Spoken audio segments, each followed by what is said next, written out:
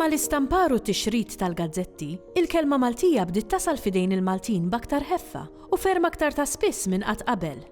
F'ċertu sens, l-ewwel gazzetti Maltin stabbilew l-idjoma politika u letterarja ta' pajjiżna u ħaffew il-proċess tal-istandardizzazzjoni tal-lingwa. Il-gazzetti bil-Malti jibdew joħorġu verament bil-qawwa wara l-libertà tal-istampa. Ġifieri l-libertà tal-istampa kienet ġest politiku fejn iċ-ċensura ma baqgħetx, allura kulħadd seta' jibda joħroġ il-gazzetti. U dina ġrat bejn l-1838 u l-1839. F'daqqa waħda mbagħad splodew il-gazzetti. L-iktar li kienu joħorġu gazzetti, il-maġġoranza kienu bit-Taljan minħabba li kienet il-lingwa tal-letterati, però kien hemm ammont kbir ta' gazzetti, ġifieri biss ngħidu fl-ewwel 30 sena mill-libertà tal-istampa kien hemm xi madwar 180 gazzetta li kienu ħarġu u 18 minnhom bil-Malti. Mbagħad kien hemm ovvjament bl-Ingliż u l-maġġoranza bit-Taljan.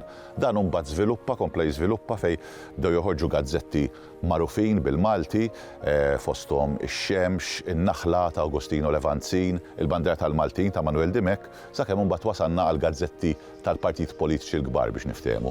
Il-Malta tal-Partit Nazzjonalista u l-gazzetti li ppreċedew it-Times of Malta li kienu il-Berqa pereżempju tal-Kostituzzjonali, eċetera. U Malta ma kelli stamperija sa 1756, ġifieri ma sarx tippubblika ktieb bil-Malti ġo Malta għaliex ma kienx hawn stamperija. Minn bdew jixerdu l-gazzetti u l-gazzetti jinqraw anke mill-popolin għax il-popolin anke jekk ma kienx jaf jaqra, kien ikun hemm xi ħadd fir-raħal jaf jaqra u jpoġġu u 20 ruħ u jaqralhom x'qed iseħħ u x'mhux iseħħ.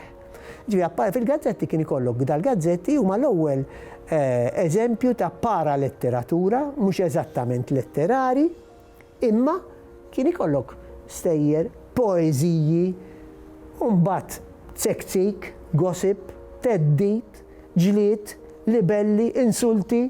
Dawn kienu l-gazzetti Maltin li kellna mill-1839-1870. U hemm oħrajn, gazzetti oħrajn li jintilfu bil-Malti ukoll, jiena ktibt fuqhom Lost Maltese Newspapers of the 19th Century, li ma baqalniex kopji tagħhom, imma nafu li kienu jeżistu għax fil-battibekki bejn il-ġurnali kienu jissemmew. L-ewwel gazzetta uffiċjalment hija Napoleon ħariġa, li hija dik li aħna llum hija l-gazzetta tal-Gvern. U ħariġa bit-Taljan u bil-Franċiż.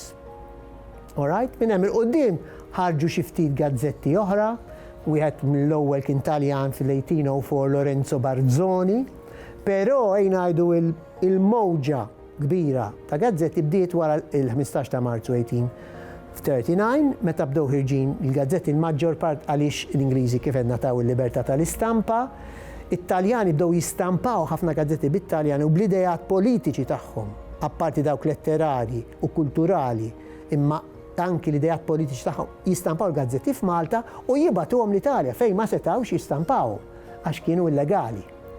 U hemm bdew jitħajru anki l-Maltin. U bejn l-1839 u l-1870 ħarġu madwar 39 gazzetta bil-Malti. Ħafna minn dawn il-gazzetti kienu jimxu bl-abbonament. Jiġifieri inti kienu jiktbu fil-bidu jitolbuk tabbona. Tħallas għal sena pereżempju u tkun taf li se tirċevi 24 numru ta' gazzetta ħarġa. Il-fatt li ma damux ħafna ifisser li ma kienx hemm biżżejjed nies li jinkitbu u jħallsu biex ikollok biex inti tkun tista' timxi bi profitt u mhux bit-telf. U dan ifisser li kien ikollhom jalqu malajr. Saru ħafna aktar popolari fis-seklu 20 meta naturalment kien hemm iktar nies jafu jkitbu jaqraw. Number 1, aħna dik tajn. Number 2 kien iktar irħis li tippubblika għax bit-teknoloġija kienet tqumlek inqas biex tippubblika gazzetta. Number 3 kienu jħorġu ir-romanzi fil-faxxikli fil-dawn il-gazzetti tas-seklu 20.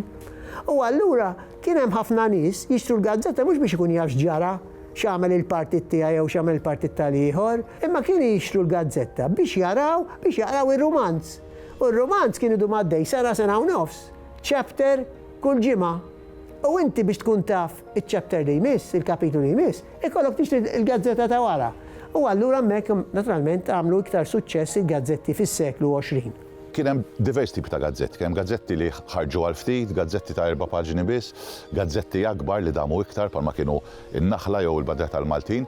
Imma pereżempju bħala statistika, ix-Xemx li kienet il-prekursur tal-Berqa u li kienet ġiet iċċensurata fil-pastorali ta' 1930, jingħad li kellha ċirkolazzjoni ta' bejn 4,000 u 6,000 kopja li għal dak iż-żmien huwa numru importanti ħafna. Għandhom siwi mhux biss għar-riċerka tal-Malti iżda siwi għal kull tip ta' riċerka, pereżempju fl-istorja, fis-soċjoloġija, l-istorja tas-soċjetà tagħna kif żviluppat, l-istorja tal-politika. Jiena nqabbilhom ma' minjera ta' mikrostorja, ġifieri taqra l-istorja l-kbira, però mbagħad mill-gazzetta tara kif żviluppat il-ġrajja jum bjum, issir taf ismijiet ta' nies li forsi mhux importanti llum imma dak iż-żmien kienu strumentali, iswa taqra pereżempju blog da' żmien ġurnata b'ġurnata. U f'daqqa waħda meta tibda tifli dal-gazzetti tidħol verament f'magna ta' żmien bħalli kieku u tara l-ġrajja tiżviluppa quddiemek. Fil-każ tal-Malti mbagħad huwa sors anki ta' letteratura mhux ippubblikata u allura tista' tina dejjem stampa aktar usa tax-xenarju letterarju Malti.